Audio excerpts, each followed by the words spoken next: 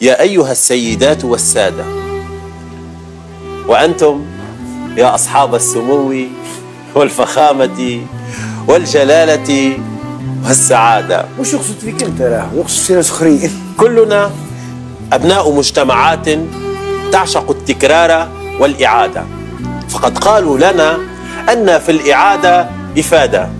مجتمعات تقدس التقليد والعادة، مجتمعات جعلت من العادة عبادة، مجتمعات أحلام شعوبها تبقى تحت الوسادة، مجتمعات ثقافتها تلقى الإبادة، فقد أصبحنا مجتمعات تمجد السذاجة والبلادة.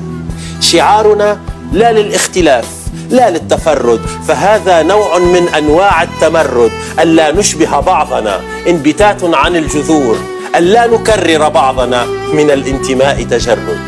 غريبة أصبحت أطوارنا، نفتخر باجترار أفكارنا، تعلمنا أن نجهض الحلم قبل الولادة، تعلمنا أن نحيا مسلوبين الإرادة، جيل يكرر جيلا، فبربكم أين الإفادة؟ كيف نريد بلوغ الريادة وكل منا لا يملك على ذاته حق السيادة؟ يا أيها السيدات والسادة، وأنتم يا أصحاب السمو والفخامة والجلالة والسعادة، لأن بضرورة الاختلاف ما يوما اعترفنا، كأن الاختلاف صار عارا أو ذنبا إياه اقترفنا. ها نحن غرقنا في الخلاف ومن قبحه قد غرفنا، ها نحن في تشويه بعضنا البعض احترفنا، لأن ما يوما عرفنا.